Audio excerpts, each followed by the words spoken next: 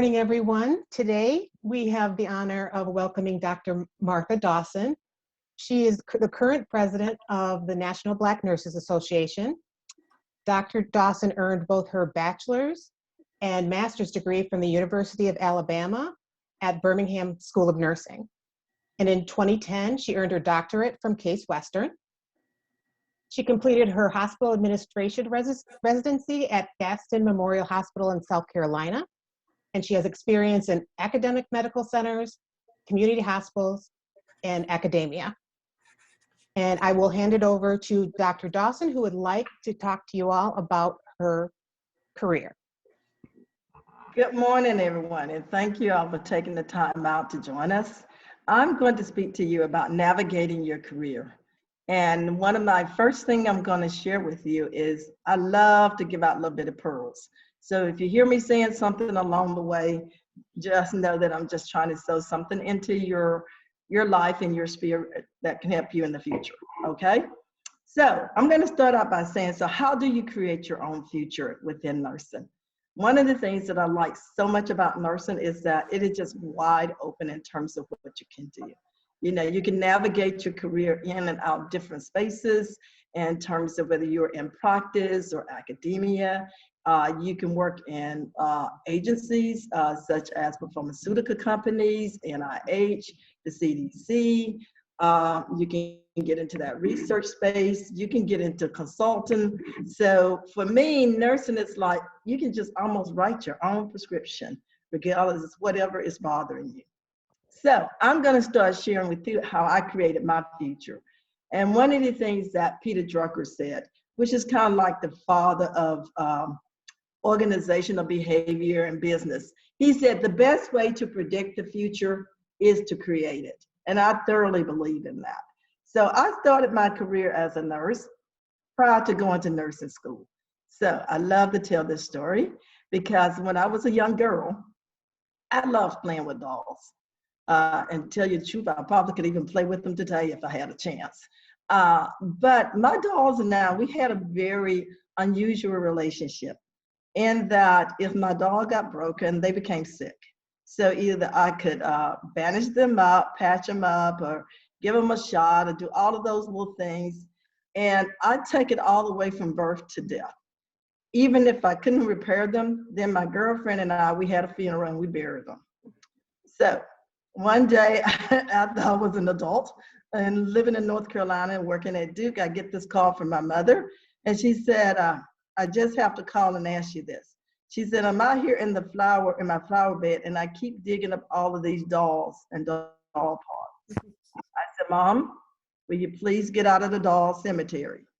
They are dead. We've had their funeral and we buried them. So that kind of showed where my mind was at even as a young child. So I've always wanted to be a nurse as far back as I could remember. So each time I would think about a different career, somehow I figured out, but how could that tie into nursing? So at one point in time, I wanted to be an airline stewardess. I thought, oh, you could be a nurse and then you could take better care of the patients if they got sick. I wanted to be a teacher. I said, oh, well, you can still be a nurse and then you can teach. So for me, it was always connecting the dots. So when I did go to, graduated from high school, started college, I knew that I wanted to be a BSc in nursing. And I just knew that for some reason, I felt that the BSN would start me on my right path. So after graduating from undergraduate school at the University of Alabama in Birmingham, I started working at the University Hospital. And somewhere along the line when I was in undergraduate school, I really, really loved cardiovascular patients. But my idea is I love the cardiology side. So I was expecting to work for the medical side and not the surgical side of working with cardiovascular patients. However, being a young nurse and not understanding everything, when I went to apply for my position, I graduated in December. I was a December graduate. And so the person in HR said to me, we don't have any positions in cardiovascular at this time, but we will have something in January. So I'm thinking, great, I would get a whole month off just to kind of play around and not have to do anything. So when I went to the hospital for my first day, Sure enough, he sent me up to the CVICU. I walked into the unit, saw all the patients on the ventilator, like every patient had 12 lines. I made a U-turn, went back downstairs. I told him he made a mistake. That's not where I wanted to work. He said, well, you said you wanted to work with cardiovascular patients. I said, yes, but I wanted the medicine unit upstairs on the 15th floor. He said, well, they don't have any openings, and this is all that we have. So I went back to the unit and thought, okay, now I have to make the best of this. Probably one of the best mistakes that I've ever made in my career, because I learned to just absolutely love working with cardiovascular patients. And back in the days, it was very different from what you all experience today. In our ICU, we took everything from a newborn all the way up. My oldest patient I could take care of was a 90-year-old. And in that particular unit, we also had a lot of international patients. And we had a lot of patients that would come from like New York and other places to get their surgery, because we were a very outstanding program there. And so I learned to enjoy it. And what now just amazes me is that I was able to learn all of the different medications and doses of medication from a pediatric patient, from an infant all the way to a pediatric patient, to a young adult, all the way up to an adult. Stayed in that unit for about 3 years, and then I became a charge nurse. And as that service continued to grow, eventually I left the ICU and went to become a charge nurse on a pre and post-op unit that was still a cardiovascular unit. And I guess I was on that unit for probably about 1.5 years, and then I moved up to the nurse manager. Had also the honor of taking care of the first open heart transplant patient at this university. And it was a 14-year-old boy. And then the next person was around about a 49-year-old female. And so I really enjoyed that. But by that time, I also had decided I wanted to go back and get my master's degree. So I knew I wanted to be a cardiovascular clinical nurse specialist. And so back in the days, we didn't have nurse practitioners, okay? So CNSs was the big thing. And of course, on our campus, since we were so well known for cardiovascular nursing, we were considered to be the cream of the crop, you know, not only in the state of Alabama, but outside as well. Our school probably was graduating 50 CV clinical specialists a year. And that was just in that one particular track. So I felt really, really great about being able to do that. And so one of the things that I learned along the way is that even if you make a misstep, it's up to you to take it and turn it around to your advantage. Learn all that you can learn, embrace it, you know, go with the flow, but also learn to be a patient advocate and learn to be an advocate for nursing. So as I continued my career and became a nurse manager, went back to school, then I decided I really like this management piece. So I finished my degree as a CV CNS, never worked as one because I continue on to get my master's in nursing administration. So I graduated with a dual degree in as a CV clinical specialist and a master's in nursing administration. However, when I did the nursing administration, I also had to take some business courses, and I had to take courses in health system administration. So that was also a requirement that I had to do a 10 months residency. So that meant that I had to step out of my nurse manager role, and I had to interview and be selected by, they had a full day of interviews where they just brought in different administrators from different hospitals. And so I can remember being selected in a small town called Gastonia, North Carolina, right outside of Charlotte before you get to Charlotte. And I'm not sure what is before it because it's kind of like, once you get there, you're there. And it was interesting. So I'm a very transparent person, so not wanting to leave any piece out.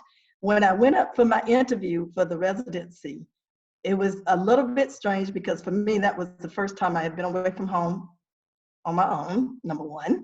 And I remember my mother asked me if I wanted her to go with me, and I told her, I said, no, I think I need to make this by myself. and take this trip alone. So I did, and there was two things that kind of stands out in my mind. Number one, I drove around in the city for about maybe 3 or 4 hours, and I did not see not one Black or African American person. So I started thinking, oh my goodness, is this going to be a place I want to be? Then the next day, when I went in to interview, I didn't see that many Blacks even in the hospital either. I think I might have saw one person.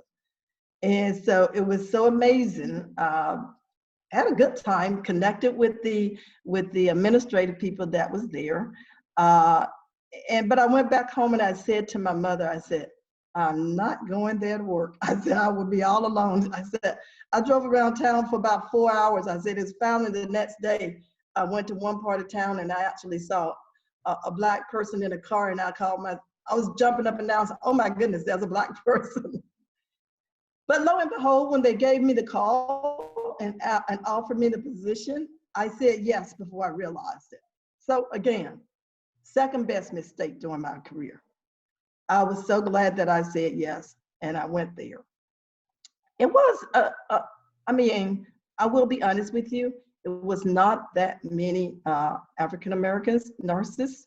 And even I laughed some days and I would tell them they didn't even have that many African American nurses working in food and nutrition. I mean, not nurses, but Blacks working in food and nutrition, okay? But the key thing to this is that we can make a difference wherever we go. We just have to embrace what we're doing. And I was there to learn about administration. And I have to tell you, that was one of the best experiences in my entire professional career. Because number one, I was the first nursing person that this hospital had accepted as an administrative fellow out of the 9 years they had been doing it. So I felt honored to represent nursing and that they chose me to come. Number two is because I learned so much about stepping outside of your comfort zone and really understanding what it is to be an administrator. So I started my residency off working with the financial officer. They asked us, I was there with a fellow from the School of Health Professional in the Health System Administration program. And when they asked and said, where do you want to start? I was very deliberate. I said, I want to start in finance. And I want to spend 3 months in finance. The chief financial officer made the comment, he said, no one ever wants to do anything with finance. I said, I want to learn everything I can about finance. Within that 3 months, the controller and him and the rest of the financial staff had worked with me until one day when we got ready to have the board meeting, because they did allow me to attend the board meeting. He said to me, he said, you're giving the financial report to the board today. And I'm thinking, okay, so I'm just gonna pass it out and I'm just going to write it up or give it to him and then I pass it out. And so when I gave it to him, I said, okay. I said, so how many copies you want me to make? And he told me how many copies. I said, so, but you're giving this, right? He said, no, I want you to give this report. and I went, you want me to give the report?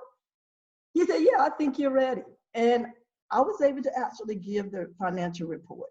And so with that, I just felt that, again, you don't judge people before you get to know them.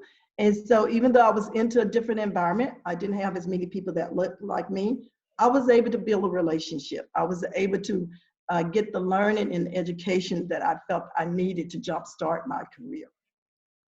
And so after I finished my residency there, I moved back to Alabama, but I went to Huntsville, Alabama, which is the northern part of the state, okay?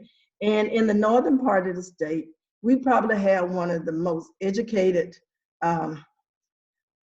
group of professionals that are there, because that's where you have the Space Center. That's where you have the Redstone Arsenal, which is a big military base. And the average education for people living in that area was like, 14 or 15 years of education. Most people had at least as a minimum a doctorate, and the majority probably had a master's degree. So you're up there with all of those scientists and people that that are going to space and all of this engineering and all those things. So working at Huntsville Hospital was a unique experience for me. Actually, when I went there to interview the first time with the VP of nursing, and this is another lesson for you all. You never know where the pearls are going to lie, okay? So make sure that you don't pick up the shell and throw it away. I can remember going for the first interview, and I can remember what the VP of nursing said to me at the end of that interview. She said, "Martha, I don't think you're qualified for this position." Now, if I'd have responded to the first thing I heard is, "I don't think you're qualified," I would have missed out on the next comment that she made. She said, "Actually, I think you're overqualified for it." Because it was a manager position and I had been a manager. And she said, "But I tell you what, I've been thinking about creating another role. Before you accept another position at the end of your residency, will you give me another call? And let's have a conversation." And I promise you, I was just about to take a director position over cardiovascular services at a children's hospital in Ohio. And this little thing just kind of came back to my mind and said, "But she asked you to give her a call and you told her you would. Before you accept this position, you need to call her." And I did. And to make a long story short, she said, "I don't know what I want to call the position. I'm not sure what all I would have you doing." She said, "But I do have a position," she said, "and you can just call it what you want to and you can make it what you want it to be." She said, "But I know that I need someone with your administrative skills and the training that you have." And so I went there and I just became the administrative assistant to the VP of nursing. Stepped into a space where they were just implementing we did not call them like electronic medical record back in the days, so I'm dating myself. We call them electronic order entry and medical record. But I ended up implementing the first electronic medical record in the state of Alabama. And again, that was just such a great experience for me. And one of the things that I did with that is, remember I said I was into finance. And so any of you having any problem with your finances, call me. I love dealing with other people's money. I can play with your money all day long, okay? So if you don't know what to do with it, call me and I'll help you play with it. But one of the things that I did is that I created the information system so that nurses could do documentation, but not only could they do documentation, they did what we call care planning back in the days. And when they did their documentation and their assessment, it would automatically allow them to set up their care plan. Then they documented against the care plan. For anyone in the audience that's been a nurse for 30 to 40 years, you know what I'm talking about. But one of the things that I also did is back at that time, believe it or not, AccuChecks were just beginning to be used at the bedside by nurses. They had just developed the technology, and so we had started using it. And one of the things I noticed was that even though the physician was using the AccuCheck, the same as they were using the blood glucose from the lab to make decisions about the patient treatment in terms of how much insulin they should be given and et cetera, I was noticing that we weren't getting paid for that. So I kind of just leaned in and went to the COO and I explained to him, I collected enough of data, demonstrated to him how much money we was going to lose, but that wasn't the way I started the conversation. I started the conversation by saying, I think we should ask the insurance company to reimburse us when nurses are actually recording the AccuChecks and putting them into the computer, because it's no different than when the labs are doing it. And he said to me, he said, "Martha," he said, "what are you talking about?" I said, "We're losing money."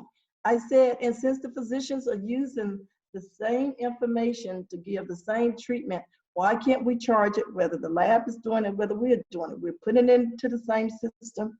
And so he just kind of leaned back and said, "Okay, so what's now?" I said, "Let me just tell you how much money we are losing, first of all." I said, "We're losing about $20,000 a month. He's okay, Martha, do whatever you want to. But to make a long story short again, I was able to start sending information to the insurance company, and they did start reimbursing nursing for that at that time. So that was my time at Huntsville, but I did some other things. I was also over their joint commission and all of their accreditation type of things, in addition to the implementation of their information system. And then I left there and I went to Duke. And I was recruited at Duke by the chief nurse executive there. And I interviewed, there was 20 people that interviewed for the position that I was looking at. And it came down to 2 individuals, myself and an internal candidate. And what I would tell you about this particular experience is sometimes it's good to not know what you don't know, because I did discover that with this person, it ended up that she had a PhD and I did not. But they was looking for someone to be the director of finance and also over the informatics system, their float pool, nursing recruitment and retention, and some other area. I can't even remember what I was over when I first went there. But you see how things can just happen. If I had not said to the person that I wanted to be over finance, and here comes an opportunity to be the financial person over Department of Nursing. One of the first such positions in the country back then, because that was 1990. And I stepped in and I was managing over a $700 million budget because we had 51 nursing units, plus I also had the ER and the OR and all of the budgets related to them. So again, it was kind of like a dream come true to step into that type of role. And I did that for a period of time while I was there. And eventually I became the an associate chief nursing officer. And I continued to have all of what I just named to you, but also then I picked up the behavioral health area. I picked up pediatrics, a freestanding children's hospital, inpatient and outpatient dialysis, and orthopedics and neuro. So again, you never say no to opportunities when people start giving you a chance to do some things. You just kind of step back and say, and don't think you have to be ready. What you have to be ready to do is always learn and always change and always grow. You know, opportunities don't come to those people who just said, now I'm ready.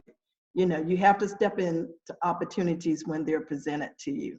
And so that's what I really liked about being there at Duke, is that I was able to step in. I was able to work with someone such as Dr. Mark Abbott. And Dr. Mark Abbott I thought he was driving me crazy. He would call me down to his office and I have to go run down and listen to him and see what he was saying about neuro. But guess what Dr. Mark Abbott did? He is a physician that actually developed all of the guidelines for establishing stroke units. So again, you never know in terms of relationships, the importance of those relationships. How do you hold on to those relationships, develop? You know, again, don't say no, just be ready to roll up your sleeves and participate. That's what I would say to you. I left Duke after being there for about, I would say 9 years or so. And then I became the CNO at the University of Louisville in Kentucky. And again, relationships are important. The executive director that had recruited me to Duke, she had moved on and gone somewhere else, but she and I, we stayed in connection with each other. She was then moved back to Ohio, running this big fund that she had for someone. And someone called her one day and said, we're just calling you to see if you would like to come to the University of Louisville and become the chief nursing officer for that university. And she told them, she said, no, I'm enjoying what I'm doing. She said, but I tell you what, if she's ready to leave Duke, you ought to contact this person and see if she's ready to leave. And so again, building relationship, maintaining those relationships are important because you never know who's going to speak for you when, not where, or how. And when the person contacted me, I told her, I said, well, I'm on my way to Birmingham. And I said, just to visit my mom. When I come back, I get with you. She said, no, she said, I'm going to be flying through Birmingham and I need to stop there. So can you just come to the airport and meet me? I said, well, yes, Then she called me a few days before that. She said, "I'll tell you what, I'll meet you at this hotel," which was on about 5 minutes from the airport. And I said, "Yes, again." And so I actually interviewed her right there. And I'm thinking, okay, she's going to call me back and tell me that I need to, you know, have another interview or something of that nature, or that, no, you're too young or whatever, you're not going to get this. Because she did make the comment that the CEO had made the comment to her, he only wanted an experienced CNO, and I had not been a CNO. But she shared with me later that she went back and told him, she said, "This young lady is not an experienced CNO, but you have to just meet her even if you don't hire her." And again, I ended up with the position. So again, being in the right place at the right time, being flexible, ready to move and ready to do things, I think is always important. And so while I was there, I actually moved from just being over the nursing department that included at that time a freestanding cancer center, the ER and OR plus inpatient nursing. Until I became the VP, I maintained my title as Chief Nursing Officer, but I also became the VP of Clinical Operations. And as the VP of Clinical Operations, I had everything reporting to me, except for finance, human resources, radiology, pharmacy, and biomed. Everything else in the hospital reported to me, whether it was physical therapy, respiratory therapy, food and nutrition, the social workers, the case managers, nurse practitioners, all of those. So again, enjoyed my time at the University of Louisville. There are two things I think that I did that was extremely ahead of its time and very innovative. I was one of the first ones in the country to start using acute care nurse practitioners on the inpatient side. Also, while I was there at the University of Louisville, we did the first drive-through flu shot model in the United States. And we also wrote the manual about drive-through flu shots. When we wrote that manual, CDC contacted us and asked us if they could use it as a model. The model that we've been using during COVID for drive-through testing and now for drive-through vaccinations, that was originated at the University of Louisville while I was there, along with one of my nurses who was working on her PhD, and she did this as a PhD thesis. But at least as a young leader, I saw enough of foresight to see that that was important, because at the time, we were going through what we were calling the flu epidemic. So if we had not already had that model in place, we would be even running around even more today, trying to figure out how to do this for COVID. After I left the University of Louisville, you always have to know when it's your time to move on. You want to move on while things as well. And I felt that I had done my job. I had helped them to increase and double their inpatient days while I was there. They was always outstanding with their JCO accreditation processes while I was there. But I always knew that when I woke up one morning and said to myself that I need to do something different other than leadership, I knew it would be time for me to leave the leadership sphere. So what I did is, also very young, I wrote down what I wanted to do. And that was, I wanted to end my career consulting and teaching. So I ran my own consulting company for a while. And then I moved to my own university back to Alabama, and I became a faculty, and I was the divisional director for nursing and health system leadership, and also the coordinator for the nursing and health system administration track. And my story there is that I was able to take a program that had never been ranked and got it up to #1 amongst all public schools and #3 in the entire country. So I'm going to take some questions, and I'm sorry that I've talked so long already.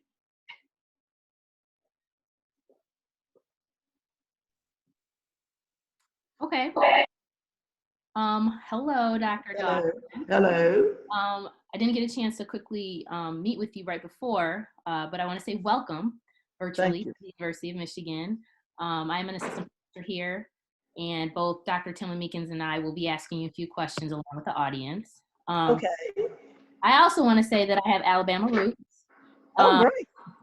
my father is from Thomasville and the Mobile area, and we have folks in Huntsville. And he's a graduate of University of Alabama, Crimson Tide, Tuscaloosa. So Okay. love that you're here. So was very excited and still am excited. So you talked about a lot of information in terms of your life, your career, some clinical pearls, a lot of firsts.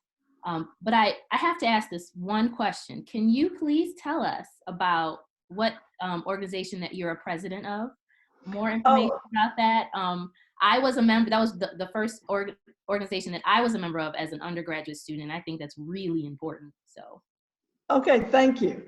And it is important to have what I call professional homes. Every nurse have to be connected professionally to some professional organization. Currently, I am the 13th president of the National Black Nursing Association. I have been in this role now since August of 2019. And I must say, I'm having the time of my life. Even during COVID, I just love it. Again, so many opportunities to influence what is happening to us today around COVID. Having the opportunity to work with our previous Surgeon General, Dr. Adams. Been on some call with the previous administration, Vice President Pence and his team. Been able to even convene a new group called the Black Coalition Against COVID, where we are putting out information that is trustworthy, trying to dispel some of the disinformation and misinformation around the vaccine, but just educating globally around not only just the vaccine for COVID, but also the importance of your flu and your pneumococcus and your shingle vaccine. So I've been on that, I was on that board for probably around about 8 years. I never had been becoming the president as one of my targeted goals. I'm a servant. If I had to describe myself, I would say that I'm a servant leader. I believe in working, love to get my hands into the issues and do things. But when it was time for this position to come up 2 years ago, I began to have a lot of people within the organization encouraging me to run, and especially a lot of our people under 40. So again, being in the right place at the right time was important. Just being flexible, being able to bend when you need to bend. If you need to make a detour, do so. But always, I love the care planning model. Everything I do an assessment, I plan, and I implement, and then I evaluate. I'm probably a little bit dumb, but I thought when I discovered the nursing care plan, I thought I had discovered the world. I care plan everything.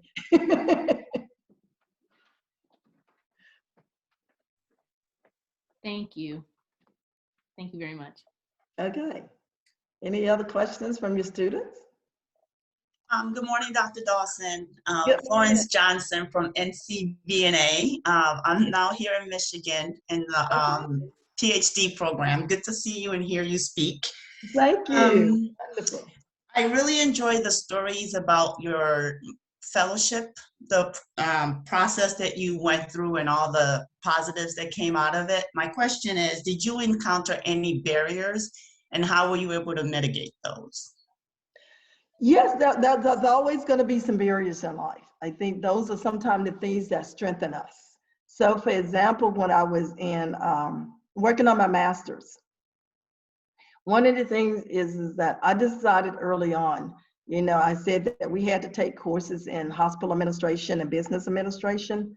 I decided that once I started taking some of the hospital administration courses, and I was there with students who one day aspired to be the COOs and the CFOs and the CEOs, that's when I kind of stood back and I thought, these kids, they never had their foot in a hospital. And I cannot be the type of nurse leader that I want to be unless I know more of what they know. So it was not required that I had to take. They had like 2 courses we needed to take in hospital administration. One was called like Hospital Administration 1, and then the other one was Hospital Administration 2. But I decided that wasn't enough for me. So I continued on and I took Finance 1 and Finance 2, Human Resource 1, Human Resource 2. law, healthcare law 1 and healthcare law 2. And one of the things that I noticed is a lot of the students that was in the hospital administration, a couple of them became very, I don't know how to describe it. It was like they was wondering as a nurse, why did I keep taking their classes? And in the back of my mind, I was saying to myself, when I get in the boardroom and I'm at the table, I don't want you explaining things to me. I already want to know, because I don't want to just be at the table. I want to participate at the table. So I think that was one barrier. So it was kind of like, I could have just said, I'm tired of some of the frustration with this. I'm just not going to continue on. I take a detour. And then I will also have to say that I've had opportunities where, unfortunately, I've experienced both sexism, gender bias, and also racism. And I can remember some people saying things to me like, well, why are you doing this? You should be at, I remember one guy specifically just said to me, I should be at home having babies, you know. And I just kind of looked and just said, you know, that's my personal life.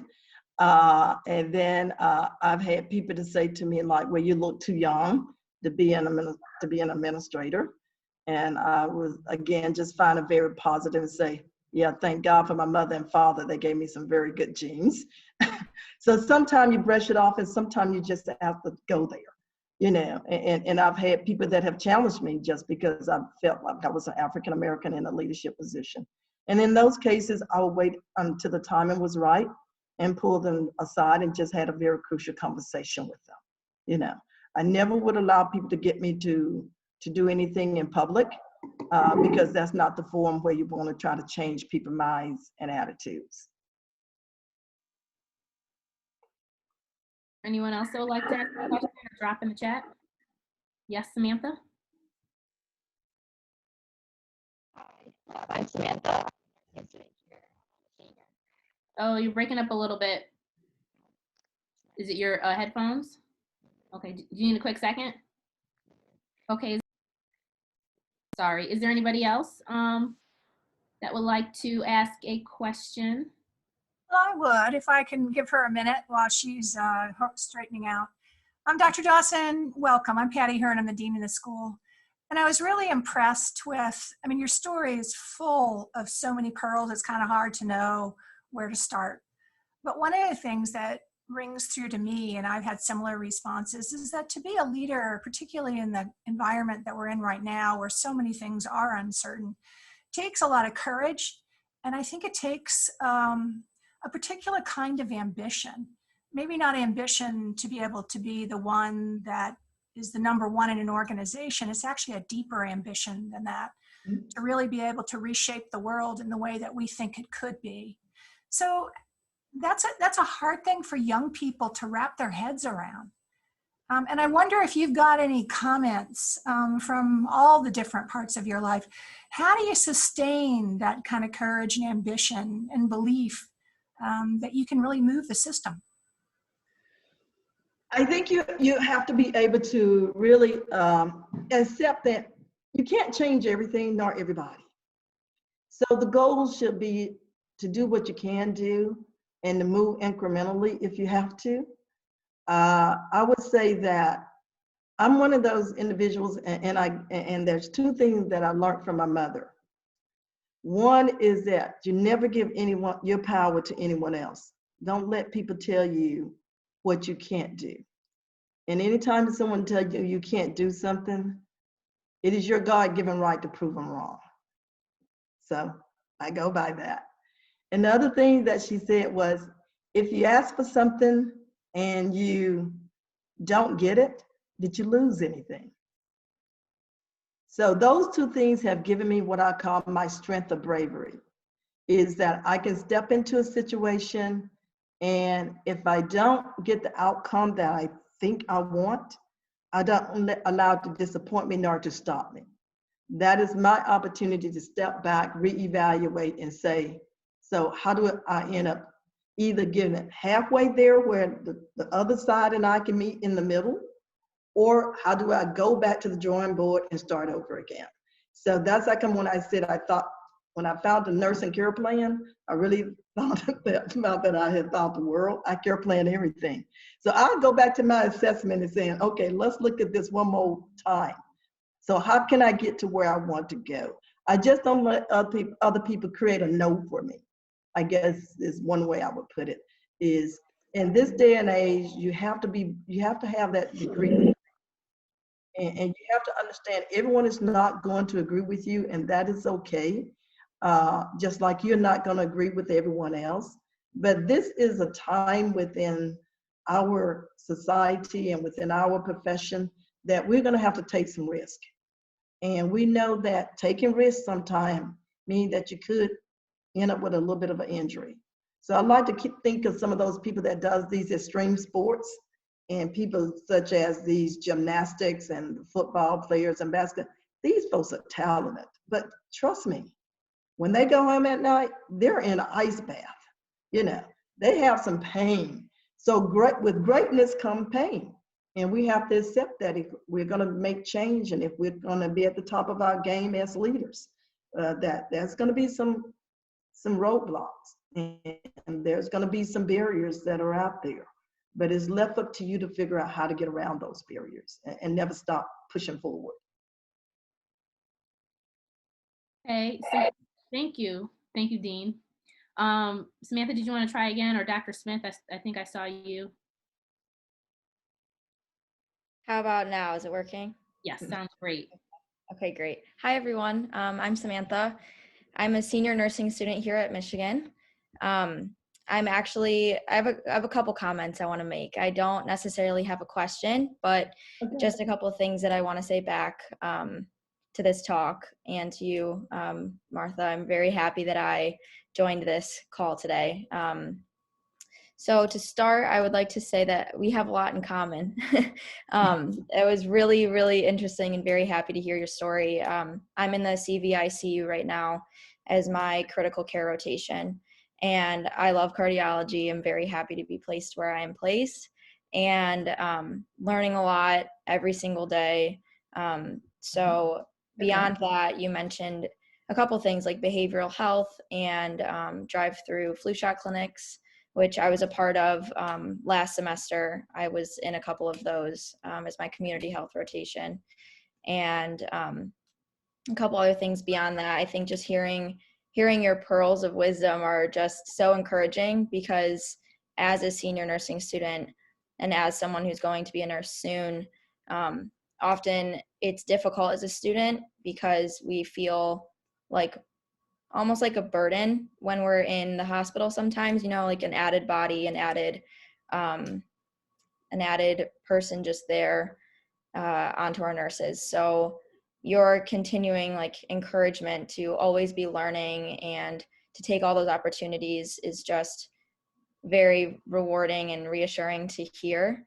And something that is always just reassuring to hear as a senior nursing student, as I'm like starting to form my practice and I'm about to become a nurse soon. It just like brings me back to knowing that I should be there and that I should be learning and continue to grow and take all these different opportunities that I can when I'm in the hospital every day. So I'm just very happy that I joined the Zoom call and I got to meet you, and I'm very appreciative of everything that you said. So thank you. Well, thank you. And one thing, Samantha, that I would say as well is once you are out there and you become a nurse, be the difference that you want to see. Because that's something I had to do, is to say to myself, there were certain type of nurses during my orientation, I just made up in my mind, I would never treat anyone like that. And I would never do certain things. I can remember one nurse I had during orientation, and one of the IV pumps kept going off, and I'm going, I've checked everything. I hear this alarm, I've checked the ventilator, I've checked the O2, I've checked all of the, so what is it that's going off? And she turned to me and said, well, you need to find that out. And I just said to myself, then why are you at my bedside? But I also said to myself, I will never say that to a new grad, you know, or anyone. So sometimes we have to begin to slowly change the environment towards what we would like to see that environment do. And don't underestimate. One person can do a lot for a new grad. They can either encourage those individuals, break them down, or whatever. And to me, I never felt that I had to make someone else feel less to make me feel smart. Thank you so much. Thank you. Dr. Smith, did you want to say something? Then I'm going to address one of the questions that was in the chat, and I didn't know if anybody else had anything else. Other questions, excuse me. Yeah, hi, I'm Ellen Smith, and I'm currently the PhD program director, but I will be coming to UAB in June, and so I am very excited to meet you, to know that we will be future colleagues, and I just have to tell you how much I loved your talk. Well, thank you. Thank you. I love how you have this gift to be able to tell a story about what you learned and how you learned it and who you listened to, and to put, you know, your experiences into words in a way that can really teach and help other people. You really are very gifted. Well, thank you. Thank you. And I look forward to meeting you then, Dr. Smith. Okay, great. I don't know if that's a good thing or not, though. They may say we stole you. So thank you. Okay, thanks, Dr. Smith. Okay, quick question from the chat. Did you have the opportunity to work with one of our former deans, Rita Graves Dumas? We just wanted our students to know of the NBNA's rich history's role in addressing underrepresentation of Black and nurses and providing a pipeline for the development of our nurse leaders. Okay, I'm gonna have to say, I don't recognize the name. Doesn't mean that I may not have worked with them or that I ran into them somewhere. Because again, when I was talking about being in professional homes, I have on and off throughout my career probably been connected with 15 or more professional homes.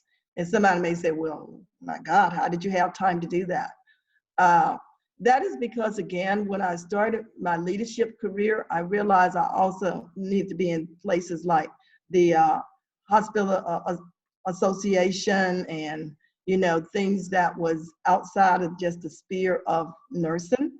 But also, even though I've been a member of the National Black Nursing Association since 1990, my first organization that I was a member of was the American Nurses Association. I'm still an active member with them.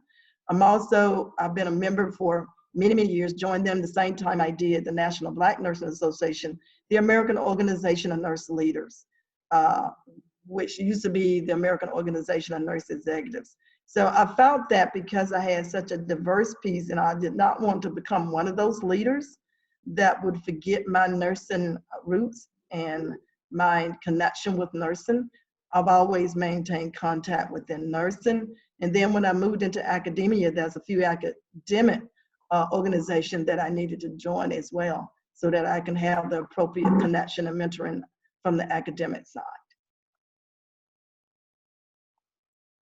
Thank you. Is there anybody else that has a question? Hi. Oh, I'm sorry. Go ahead, Michelle. Okay, my name is Michelle. I'm a first year nursing student. And while I'm like early in my career, you know, the first stages, and I have a lot to learn, I do really want to make a positive impact, you know, now and beyond. Mm-hmm. And so I really appreciate your words of wisdom shared by your mother, because one of the things I want to help address in my career are health disparities and how I can change them or how I can help change them in the healthcare system. So I just wanted to say how appreciative I am and encouraged by how your words and how you said, I won't be able to solve everything, you know, it's with collaborative efforts and learning more throughout your career that will help me do that. But I'm really inspired to not let that stop me from doing everything that I can. So yeah, I just wanted to say thank you, and that I'm happy that I listened to your story today. Well, thank you. And to all of my nursing student colleagues, and that's how I refer to all of my students. I refer to you as my student colleagues. And then the last semester, I flip it and I start calling you my colleagues. But I would say you all have such an opportunity because so much is out there before you, but you all have an advantage over someone my age now because you have this opportunity. A lot of discussions and the dialogues that are going on in today's society, they went on within my society, but not at the depth that they're doing today, and not with the richness and what I see as commitment across different races and ethnicities, ages and classes and gender. There's so much different that you all are going to be able to make than what little bitty things that I felt that I was able to lean into. I will be honest with you, there's days I just go, boy, I wish I was 25 again.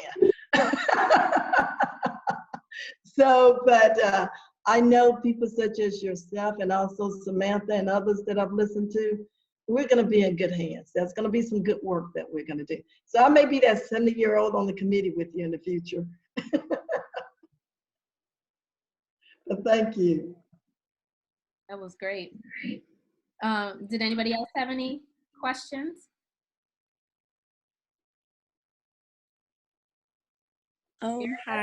Yes. Dr. Banks. Hello, Dr. Dawson. My name is Erica. I'm a sophomore here at U of M in the nursing school. So I really just wanted to say thank you for sharing your stories because I can definitely relate to what you were saying, what I'm currently, also going through as a U of M student, being an African-American young woman in this program.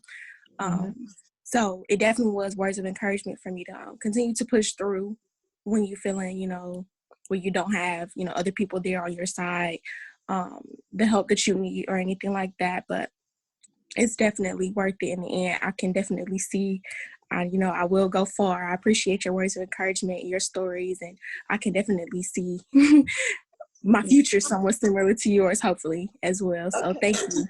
Okay, great. And I'm going to tell you the same thing that I tell all of my young mentees.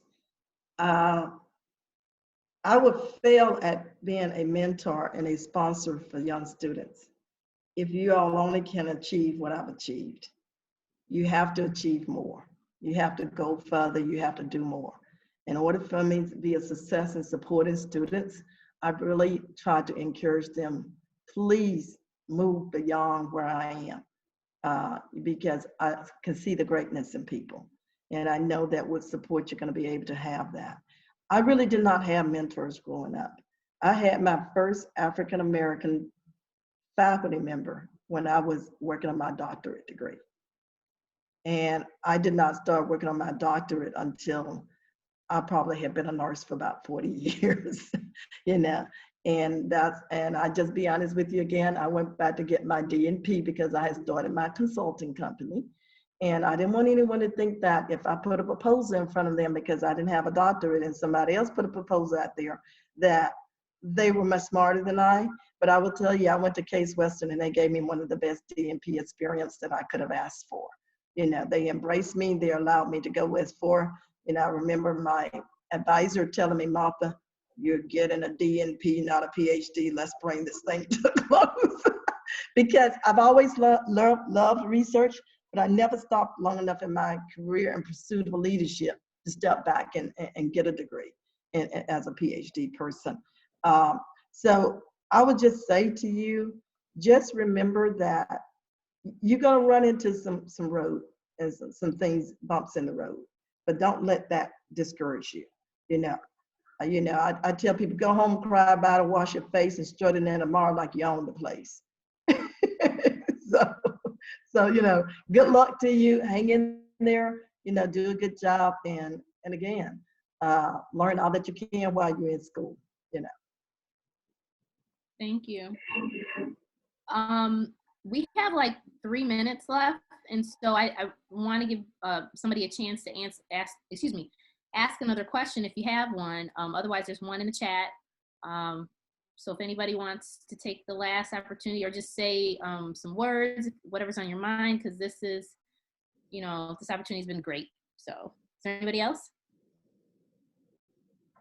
Hi, Dr. Dawson. This is Sharia Robinson Lane, faculty here in the School of Nursing. I'm so glad that you were able to join us today and give such great encouraging words to everyone.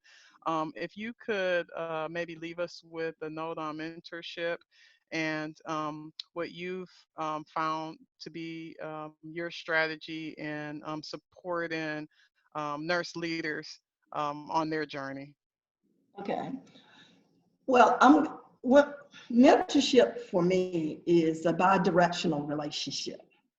I can't make it just all about just the student, because if I'm going to be a good mentor, I have to be open to learning from whoever I'm mentoring as well.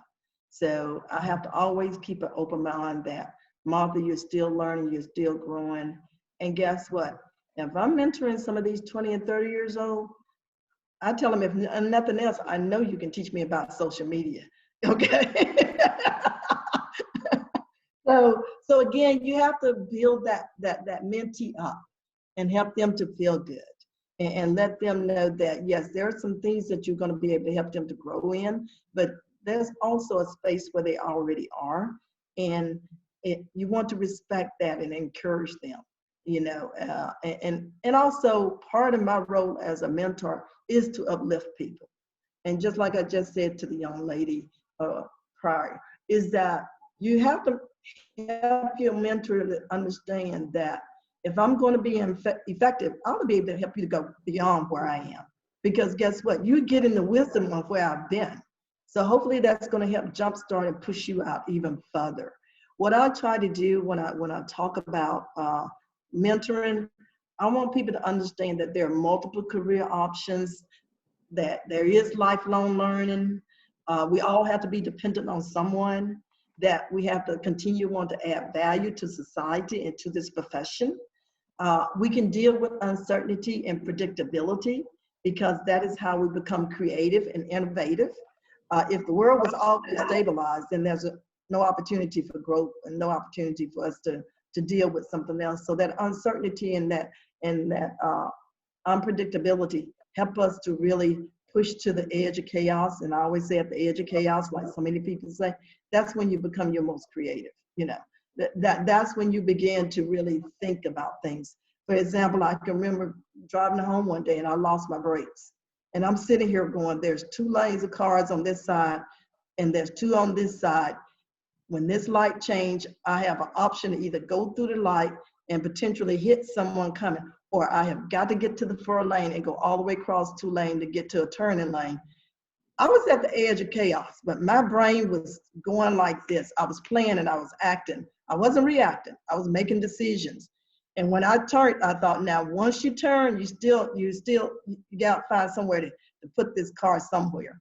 And I looked in front of me and I saw a Publix, and I saw there was a pharmacy there. And I'm looking, okay, there's a sidewalk there. There's no one at this pharmacy. If I just put the car in there and pull it back into park real quickly, it'll stop. And it did. But why? Because I was dealing in an unpredictable nature. It was unstable. It wasn't certain. But I kept saying to myself, I'm not going to hit someone. I don't want to kill myself. I don't want to kill somebody. So your brain get into that mode where it's survival. And we have to accept. So what I'm doing to survive? It's the same way with your career. Same way with whatever you're dealing with. Is you put yourself out there and you start saying, guess what? I can do this, or I can change this. And remember, your career is not a linear process. You don't always go up. Sometimes you have to go down and across, back up again. The goal is to know where you want to go and how to get there. And when you're mentoring someone, ask them what are their goals. Help them learn how to get there. And then the other thing that goes with mentorship that is so important is sponsorship. Sponsorship is when someone in a higher position of influence is going to tap you on the shoulder and say you can do that. And remember, when a sponsor is working with you, you have their reputation on the line. So like the story I shared about my previous CNO telling a headhunter, this young lady is ready for it.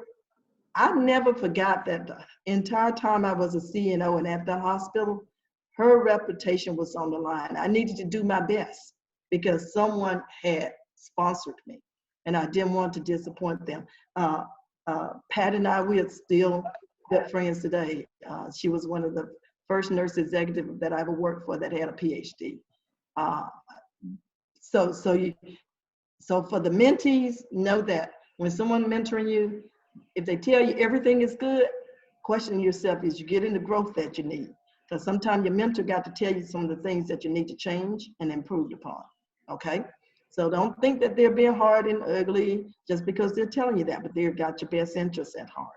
And then when someone begins to sponsor you and they say, I want you to go out and do this job, step out there and do it, because you never know when they're sponsoring you. I didn't know that my manager was sponsoring me to replace her until it happened.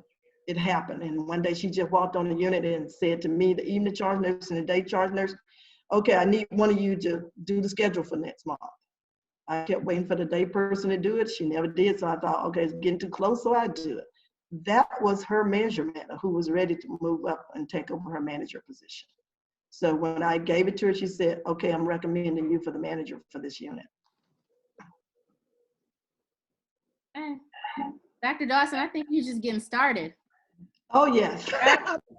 So, you know, you have a lot of old stories. Yeah, it's been amazing. And as folks said in the chat, it's been a real treat. You are a true role model to look up to, and we thank you so much on behalf of the University of Michigan and the School of Nursing, our dean, the DEI office, our Chief Inclusion Officer, Dr. Patel.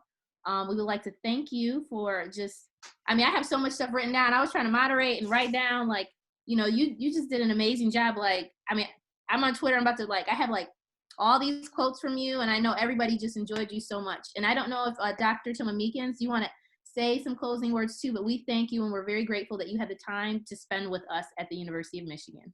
Obu? I just want to say thank you. Wonderful to hear about your career trajectory and your advice for students. And again, you're so inspiring, and thank you so much for today. Well, thank you so much. And I really do appreciate your dean taking time to just, sit in and listen, because I know how busy they are. So thank you all so much for the opportunity just to share. And hopefully we'll meet again soon in the future. Most definitely. Do you have any, I know the national, do you have any social media that you wanted to share with the group? Or, is that like, I know you're probably on LinkedIn and all that stuff. Yes, I'm on LinkedIn and, Facebook and all those things. But the best way to get to me is just to go to www.mbna.org. And we have a lot of information out there. I will just say to your students, when you're doing some of your scholarly papers and research on things, especially when you were talking about the social determinants of health, the MBNA, we do put out a peer-reviewed journal twice a year and have some of the best articles that are in there. The last one that we put out back in the summer was all about COVID. And we started getting calls from like the Academy of Nursing, ANA, and everyone wanting to republish those articles because they were so great. But we also do a newsletter 4 times a year. Go out there and just browse on our website.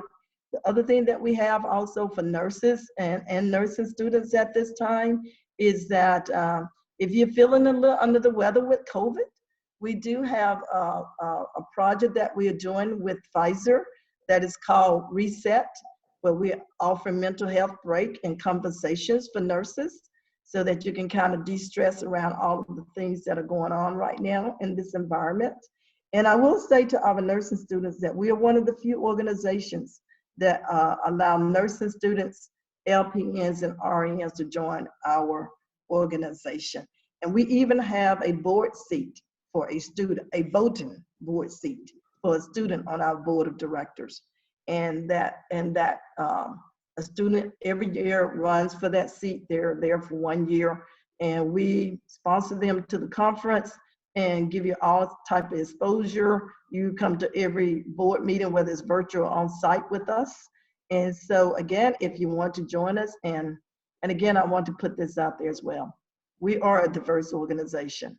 A lot of people think we're not diverse, but no, we have male, female, we have Asians, we have Filipinos, we have Caucasians, so we have Blacks, so we're Hispanic, so we are very open in terms of our membership. So no one need to hesitate about being a member. So if anyone wants to join us, feel free to do so. And you have great scholarships too, Dr. Dawson.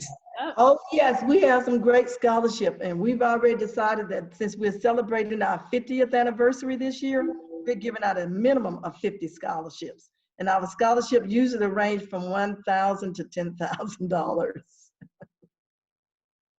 Amazing.